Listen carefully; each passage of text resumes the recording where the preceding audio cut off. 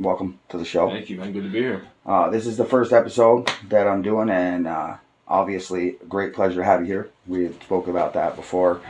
There's a lot of contrast between you and I that we spoke about. Start at the beginning. Start right at the beginning. Where'd you grow up? I grew up in D.C., was born in D.C. My family moved when I was, I was almost 12, so end of my 5th grade year. Finished 5th grade in Vermont, Essex, Vermont, and and then lived in New York City for a good part of my 20s. So, you came here right at that age. Yep. Right at the age when I started to find music and appreciate it for its content more than just the sound of it. What year did you graduate? High school, 99. I graduated in 2000. I would have graduated in 99, but I stayed back a year and So yeah, we got the same age. So, I think we spoke about this before, but what was the catalyst that got you into listening to hip hop? Let's start there. So listening to hip hop, I mean, it was just growing up in DC. Honestly, man, I like the radio station WPGC was played hip hop, and it played just the good hip hop of the era, man. Like Naughty by Nature, OPP, so we're talking Ice-T, New Jack Hustler, LL Cool J, Mama Said Knock You Out. Those songs were getting played. Chubb Rock, Treat 'Em Right. So I heard those songs, and I just, that was it, man. So, in coming up and hearing that, you're 40. Mm-hmm. So we're talking early 90s. Yeah. So 90 was, I remember the first conscious memory I have of I'm going to take my allowance and I'm going to walk to the store, music store, and buy a tape. Was Naughty by Nature, the first Naughty by Nature album. Yeah. So I would watch Video Music Box, and it was like a pay-to-play type channel, but you could watch the videos other people bought. So the videos for OPP and Ghetto Bastard were playing all the time. And I remember... Really? Yeah. I don't know the system. Wow. Video Music Box, it was awesome, man. It was a pay-per-view music video channel. It was just called I called it The Box. Like my friends and I call it The Box. But it was called Video Music Box. No shit. And I watched these videos, and I was, man, Tretch's flow, it just was like music. There was a musical rhythm to it. To me, though, it didn't seem natural to hear the stuff that we were hearing on the radio. Uh-huh. That was top 40 stuff at that time. And then he comes out with just a style that is... I mean, does that belong on that pop style hip hop song? Right. And well, that's what was so genius about them. That blows my mind. See, they were amazing at being able to craft a commercial single, like they did it with OPP. They did it with Hip Hop Hooray. What was the Feel Me Flow? Yeah. Right. But that was different. See. Feel Me Flow is that's like Tretch doing his thing, and it was tight. But was it supposed to be a hit song? Probably not. Oh yes, it was. You think that was fashion? That was that sample, just the beat, man. It was designed to hit. It's just such a smooth beat, and it fits. Fits Tretch's flow so well, and. It's just, man, it's beautiful. Well, yeah, definitely. Like we spoke prior to this about hearing those songs. See, I'm from Vermont, so you know how those are cool shoes back in the '90s, but we won't have them for another 2 weeks to 2 months type stuff. So luckily we had MTV, so we had that, which is where, as I told you, where I got my substance from was from MTV, but. The good thing about MTV back then is it wasn't just miscellaneous TV that it is now. It was actually music television. Yo MTV Raps. I mean, that's probably the first time I heard a legitimate freestyle. Maybe not legitimate, because when I say... Not everyone goes off the top. Right. You know? When I when I say freestyle, I say off the top is where it has to be. That's what freestyle means to me, but to others, it is. To others, it's a verse that you wrote that's like freestyle. It's Fashionable. not connected to You can any. fashion It's not it to connected to any- a specific song. It's just you wrote these bars. Right, you know? right, yeah. See, and that's the thing. You rate something to 85 beats a minute, then you got to hit the stage and drop it 95 beats a minute. Not that I the just DJ's think it dropping makes anything you that low, right, just but- like improv makes you a better actor. Yeah. For being able to flow off the top makes you a better MC and a better writer. Because if you can learn to think spontaneously and be able to put together, like, it's just gonna come to you better. Like, it's just, you're forcing yourself. I honestly think that if everyone pushed themselves to do it, they could. Oh yeah, but You know, it's just of how much time do you want to put in. It's a want And I to had to thing. get past. For me, I had to get past the stutter stops. I stopped because I lost the flow. It's like, no, work through it until I stopped. I would just say I stopped because I lost my flow. Right, there dropped you go. it back Exactly. down and left you all broke, and then flip that shit around. Right. But if you're gonna stutter and you're gonna step, you better walk out of it. You Right. know what I mean? Right, So exactly. that's why I always practice coming off the top. Right. But then you see in a different direction. But you see people that when you're freestyling, because I've noticed, and I said this to you before. I don't know too many other people in the local scene. I don't know. I don't say there's not any, but I don't know of too many people in the scene that would just be in Red Square or wherever down there, and the DJ knows you're there, somebody you know, and they're like, get up here and drop, kick a freestyle. Right. Right. I have to go. I have to go do it.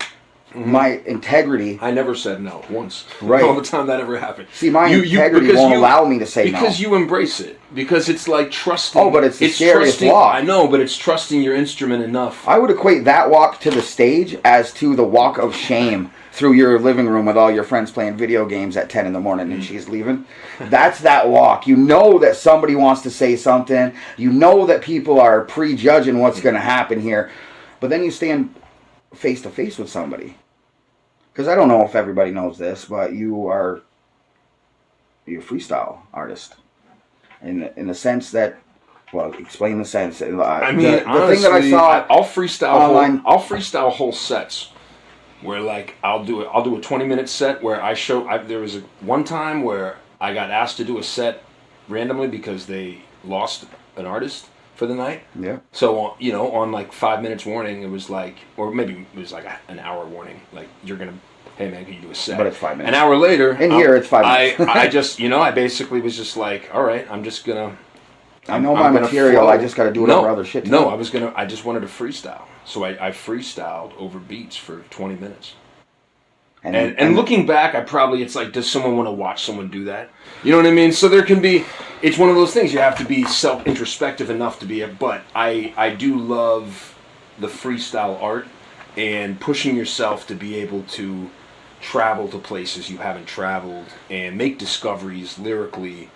And that's why, to me, it's like finding ways to like younger MCs that want to do this. It's like find ways to arm yourself with words, right, with vocabulary, with new opportunities to rhyme. That's what I grew up with. I mean, being that we're the same age, anything that I speak about, I almost feel like you're gonna know about it, right? Especially if we were experiencing life at the same time. But it's weird to me that you're like, I went to Essex. I went to Essex Tech my junior year, and there was a guy named Mike Slavati who used to set up all his pages on the table and like go through them. I've known Mike for a long time. Yeah, he lives up here. My old lady knows his old lady, and I never got to work with him, but I was there. I was at your school the year you graduated, and I was taking printing computer graphics. So, which turns out was a waste of my time because everybody started doing it like the year I went to that class. But yeah, it's weird that we never ran into each other. I know. I mean, I've told you, I've always kind of kept my distance because, and it wasn't like out of fear, but out of recognition and respect. Because, as I said, I feel like the two of me and my partner Travis, when we're rhyming, doing our thing, and then I see all these artists that are starting to pop up, and I love it. It makes me smile every time I see somebody new, hear somebody new's music. But then when I saw you guys start to bring a presence, that's when I was like, these guys are like an image, like not a mirror image, but like you are who we could be working with, we could be working against, but like let's watch them. Mm-hmm. Let's see what they do, because we took a different path. I mean, I could go anywhere with this, but as I told you before, we chose to self-promote. We didn't have like Dakota and the home team coming and doing the VT Union thing. We didn't jump on that wave like a lot of artists did. Maybe we should have. I don't know. But I definitely felt like you guys, when I say you guys, I mean you and Pro, the Aztec. I felt like you guys were our equals. Now, how do I go about addressing this? And so I just left it alone until I contacted you to do this show. Right. And then when I thought about you for like being the first guest on the show, for me it's like this gives me an opportunity to sit down with them. Like, how many people have ran in the same circle? Because hip hop in this state is a circle. Mm-hmm. But never met. But never met, never done a show together, right. Never collaborated. I mean, never met. Right. Until today when you got here. But both have a presence. You have a presence in a different area of local hip hop than say I do, because of my attitude towards certain things. But how did you and Pro meet up? So we went to, because I know you've had other groups, and I don't want to cut other groups out, but I found out about some of them today. Yeah. Why don't you just tell me your story? Well, I mean, that would be. How did you get into hip hop beyond hearing it? How did you? Yeah. So when did I start writing and actually start to like entertain the notion of becoming an MC or trying? Yeah. What sparked the interest? What was the catalyst on that? It was when I had moved to Vermont, and I think the closest to, so like I remember recording a version of the Humpty Dance into like a mic when I was, before I moved, so I must have been like 10, not 9 or 10, whenever that came out.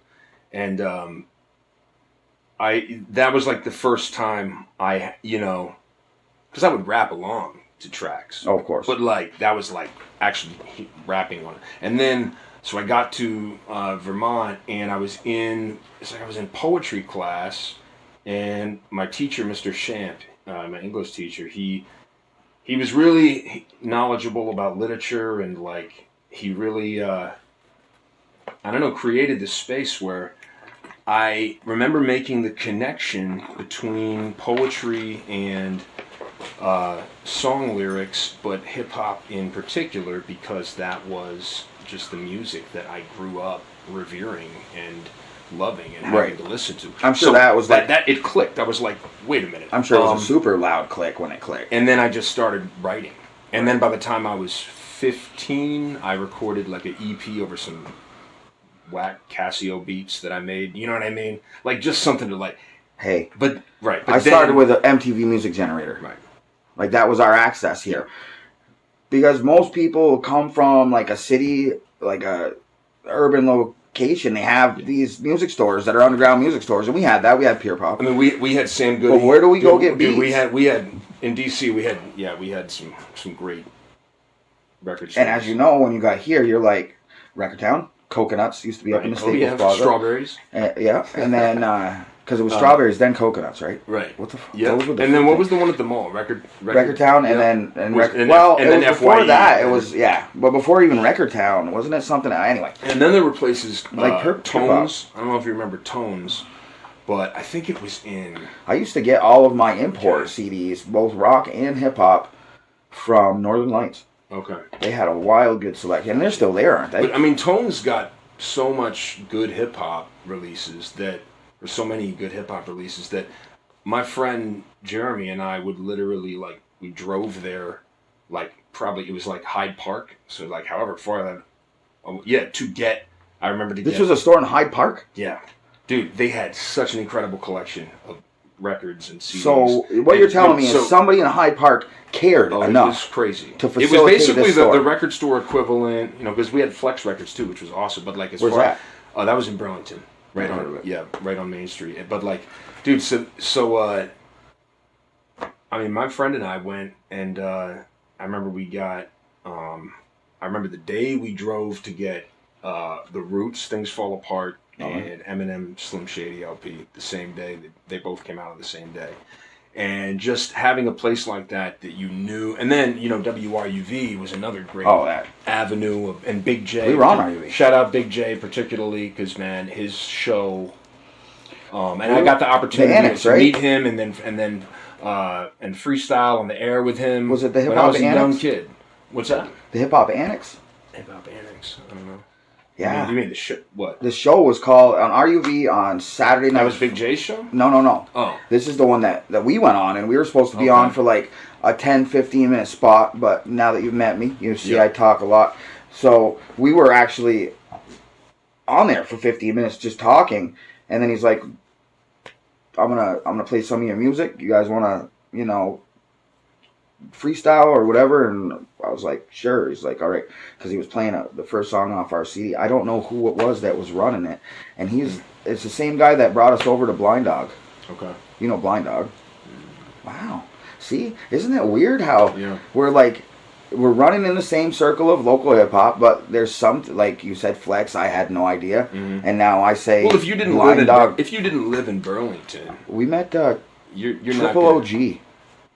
Triple OG is part of like the Woo, like off camp of the Woo, and he was there, and he was like, when we met at Blind Dog Records. We'll get back to it in a second, but we met at Blind Dog Records. He's like, yo, you want to do a show with me? And who the fuck is it? Can't think of him right now. Ghostface. Ghostface Killer.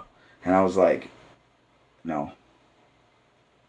It's like not being prepared. But yeah, it's interesting how like we ran in that same circle. We run in the same circle, but we don't know of certain things that the other one does. It's weird. Like I can understand a music store, but Blind Dog I thought played a big role in it. A big role in local hip hop because we got on RUV, but so Big J is where you were? Yeah, so I would listen and he would play all the great hip hop songs that were coming out, like a lot of the underground stuff that was coming out, Mike Zoot, Missing Links, and I would call in and ask to hear these songs because I would follow hiphopsite.com, which was run by Warren Peace and Mr. Pizzo, and it was this great website that would let you know about what was coming out at the time, like what's coming out this week. It was just a really cool, and reviews and all that stuff. So I would read about these things, and then I would want to hear them. So I'd like call Big J's show, and I'd be like, "Can you play this? Can you play this?"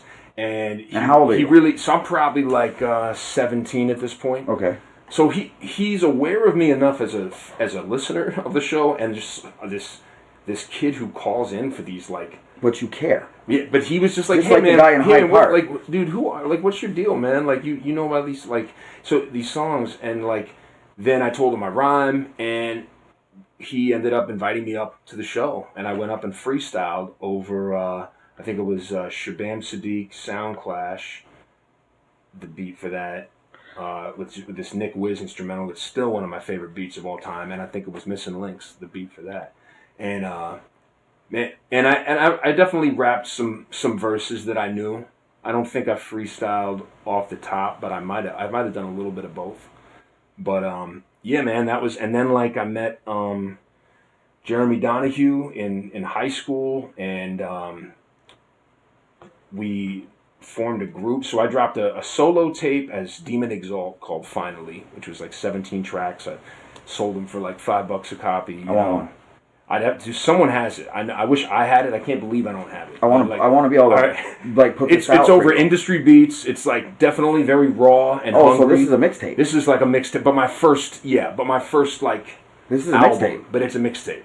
Yeah. But I wrote it like it was an album. But this is a mixtape. Yes. Like this is crazy. Yeah. Because I wasn't making mixtapes back then. So now when you drop that, is that your first? So that was technically my first, that I sold, like, for money. Sure you want to say that? on the air? I mean, hey, just don't mention the beats. I won't mention the guess. beats. You know, hey. If they want to take that $50 that I made, they can. But hey, they're entitled to it. That makes you professional, though. Right. So then I became friends with Jeremy Donahue, who also rhymed, and we became. So he called himself Phantom. I was Lyric, and I'm still Lyric. He changed his name to Framework, and he was in a group, The Loyalists, and he is in a group, The Windmills, right now. Told you. And we became. At first, we did a show at 242. Yeah. And then we opened for Black Moon and Ugly Duckling, which was when we were like 17. And that at Higher Ground. And that was like really our first. Dude, Black Moon was a group that. And Ugly Duckling was also a group that I So this is to. going Black on. Moon was like. Whoa. So we're talking 98. Yep. And you're playing at Higher Ground. We're talking Higher Ground when they were in Winooski. Yeah. I used to go to shows all the time, and then I got to do this show. Yeah, well, who were the Vermont artists playing at the shows? Nobody until you? No, there were others. Manifest Next to Me used to do a lot of stuff back then. I don't know who that is. And then, oh man, it's tough to go back in my mind and really, but that's okay. I mean, we weren't getting like all the shows back then. We did that one show. And then, that's great. You know what I mean? And then we became Subliminal Messages, and we made an EP with Rec. Was the producer. All right. Well, so this is in my experience, and then so it was like 2003 when we started doing the showcases. Okay. So that's a couple years before we became the Aztecs. Yeah. But Framework was there. Oh, okay. And I had no idea who he was. Yeah. No idea who he was. And like I said, and it's no shot at him, but this guy wearing cargo shorts and Birkenstocks, I believe. Mm-hmm. And yes, he did have socks on. But he's murking it. Like, straight killing the mic. Because he's incredible. And I'm like, holy shit. What are we going with here? Because, as I mentioned to you... He set the bar high locally, man. His breath control, flow, lyrics. Yeah. It was all there, man. And he was a nasty turntablist, and I mean... And he's from Vermont? Yeah. No shit. And then the production... See, and that, it's weird though, because like he was there at that... The Champ held the showcase. Right. Shout out to the Champ. I don't know if he's still alive or where he's kicking, but I haven't seen him in fucking almost 20 years. But Framework was there, and the thing that separated, I think it's the same thing. There's a separation between you and I too, and like the style of music that we just. Like, what's the stuff that you grew up listening to? Like, what was the first album that you remember listening to? The first, wow, dude. Well, Snoop Dogg, I can tell you right now. I remember that when Murder Was the Case, and I was like, there was an energy about. I don't know what it was about that, but I've been listening to my first. See, you had the music box thing, right? But all I had was Columbia House and BMG. I went through that phase as well. It was a great phase. That's how I still have. Dude, I listened to so much alternative rock back then. Dude, wow. So much, man. Wow. Weezer, Nirvana. Dude, Candlebox. Filter. Candlebox. Helmet. Shit. Silverchair. Still. Anyway. All those groups. But no, there was a lot of that kind of music on there, but it's like you get two, then you pay a penny. Right. Then you get 10 more, and then you pay like $15 a month or something, or whatever it is.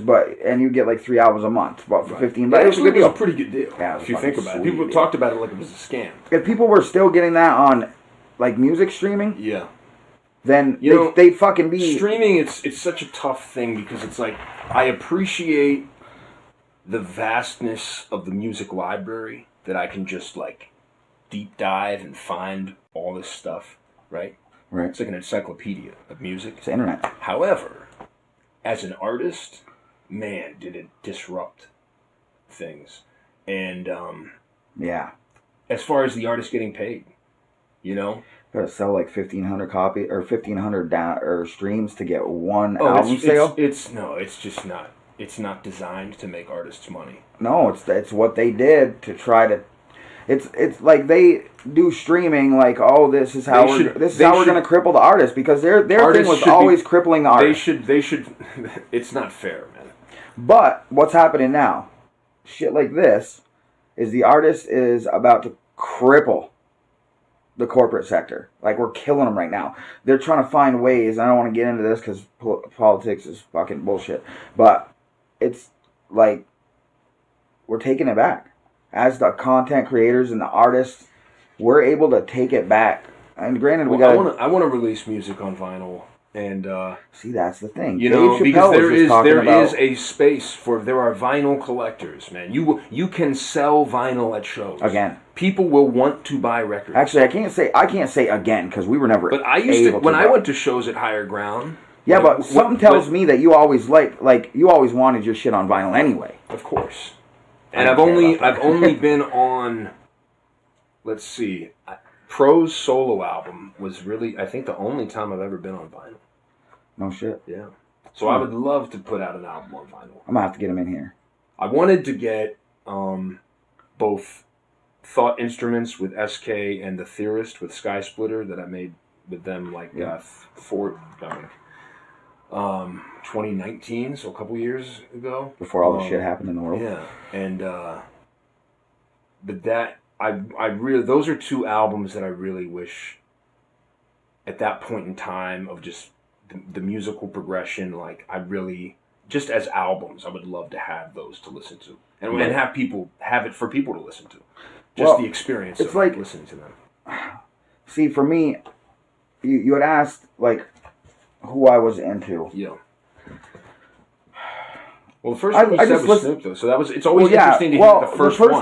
The first two albums that I ever, or first three albums, because I was 3 albums. I remember my first three, so you were Nirvana and Utero. Okay. And those were the first 3 albums that I got from Columbia House. Okay.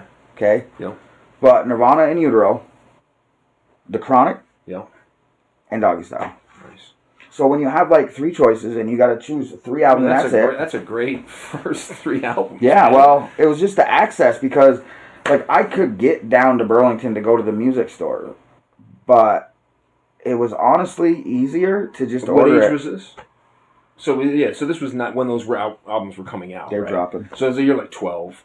It was 93, something like that. Yeah. So it's not like you're driving. So even to get to Burlington, you got to get a ride in from your parents or your friend's parents, Good right? luck with that. It's right? Good luck with that. So your options are limited. You were on the bus. Growing up in D.C. Oh, yeah. So because the roots of my love for hip-hop were grown back then, right? I was able to walk. I lived in a city. I could walk to the record shop. So by the time you got to Vermont, you probably already had. I was fully into Public Enemy, EPMD, LL. See, I was probably behind the curve. De La, Poor Righteous Teachers. I loved hip hop. But it also tells me where you come from and what your sound is now. I feel like there's a lot of your sound comes from those roots. So there's an album that's coming out that I'm working on now. How long have you been working on it? And I'm going to shout it out because you know what? It's with E-Train. It's we've been working on it for the past year, and see, people think that this shit can be easy. I take time with my records, and there's some that I could just put out. But there's a song. There's a song I wrote. There's a song I wrote for this that I talk about what I learned from all these different MCs. So there's 3 verses, 3 16-bar verses. So I think the only artist that has 2 lines devoted to them is Biggie. And actually, we were born on the same day, and he passed on my brother's birthday. So there's this weird numerological connection for some reason. Yeah. And also, just I love Biggie's flow and the timing. But anyway, all right, no, that's a good. The only artist that had 2 lines in the song devoted to him was Biggie. Everyone else had 1 line in this song of mine. So there's 47 different MCs I pay homage to and say in a song. Every line is I learned this from this person. Every different aspects of rhyming. See, I wanted to break it down. This is well. See, I have a lot of songs that I've written that are paying homage to that era. Mm-hmm. But never that detailed. You just take the bar and I gotta say move it that's up here. that's honestly from my time in a group with Pro, like where we Conceptualize. there's songs where okay, this beat we just wanna rhyme, you know what I mean? Like just rhyme about whatever. But then there were those we really got. I noticed that we wanted to like write about things. Okay, Yeah. this song is this, or it's being thematic. Right. With material. I find a lot of my songs, like my better songs that I have, are just drop a beat and let me go. I mean, honestly, there was something freeing. But I don't get to that level. There was something freeing about the album I put out with SK, which he basically said, I want this to be like your first solo album produced by me. You know? And I was like, that's amazing. So, like, that's what it ended up kind of feeling like, of like, where like, oh man, like I just this beat I just let it flow. It was stream of consciousness, and some songs deal with, but there was not a single song was about any particular, like there were like thematic tones, but it wasn't like this is the theme of this song. There was no structure really, and it was very freeing, man. I really enjoyed it. I'll have to. But then the track, listen to more. The Theorist album, Zach and I came up with a whole story. Based on, it was like my love for film noir and detective stories, and we created this 7-song, 7-chapter story. And that's what the video's from. The Theorist, yes. So we were making these video. We were making these videos. And this is like a short film. We're gonna have to see that. You know, we definitely COVID. COVID threw a wrench into plans, and it kind of upended things a little bit, and. But I would love to get back to making these if it were possible. I feel like COVID gave us a chance, though. Mm-hmm. As much as I hate to talk about it, gave us a chance to see where everything lies in the field. I think some people needed to. Did you work on music? If you're rhyming or if you're a musician and you did not work on music during COVID, do you love it, or that was the break you needed? Right. Because you've been doing it. Going hard for so long that COVID was actually a step away. I had such a balanced kind of array of activities because basically I worked all through the pandemic. So the restaurant I work at closed, just like all the restaurants. I'm a server at a restaurant, steakhouse server, and I had an issue collecting unemployment because I had a New York license and like. I got my claim was basically like delayed, and I didn't know what I was going to do. So luckily, a coworker reached out and about this one company that was going to be hiring, and I got a job as like a screener, just asking COVID-related questions to employees as they enter the plant. This was up in Georgia. No shit. And I'm asking these questions, but the rest of my time was mine to use as long as you're professional about it, right? I could read, I could watch movies, I could write. So maybe 10 minutes of my time was spent asking questions because they were short questions. The rest of my time, I felt like I was going to my office, man. Nice. So I would go there, I'd read for a couple like that hours. When I go in my bathroom. You know? Well, because I got 4 kids, so like for me to I'll go in the bathroom and sit down and not even in there to use the bathroom, just to be able to get away because they come in our room all the time and I'm like, all right, I go to the bathroom and I'll just sit in there and I'll just play an instrumental or I'll just go without one and I'll just start typing up. But yeah. Well, what was nice is like I knew that I could be very organized about my use of time. So I'm like, all right, today I'm gonna, because I was working on multiple projects. There's 3 albums that I'm working on right now, but then there's also features that I did for various artists where they're like, I need a verse for this song. Right. So those were sort of like, almost like, freelance type stuff where it's like, okay, I got to get this done. And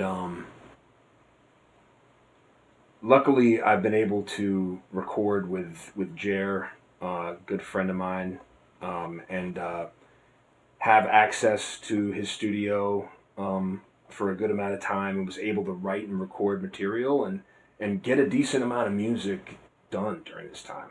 Nice. So it felt good, man. Yeah, I used more of my time I mean, I worked on a lot of music. I work on music constantly, but a lot more of this type of stuff. Mm-hmm. Like, well, see, when I'm working on music, it's about me, and it's so like arrogant, ego-driven that I just got sick of it after a while. Like the hog squabble in the scene, like who's better, who's best, and it irritates me to see people fighting so much. I loved when people were coming together to do shows.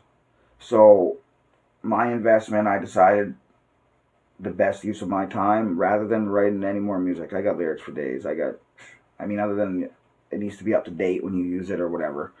I got so much stuff nobody's ever heard. People will just be like, you waste your time doing this. So maybe I should stop and start focusing on helping other people get to where they need to go. Like, for years I've been offered free studio time, free recording, free everything. Just beat making the whole nine, just so people have access to the things I didn't. Because, as I told you, when I started, we had to go to Record Town and get like a bass instrumental for like a car show, like the car bass dub, and can't rhyme over that stuff. You could sample it if you had the access to the tools, which I never did. So, music generator.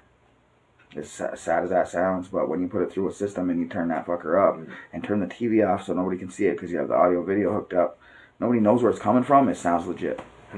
But no, I want to help other people.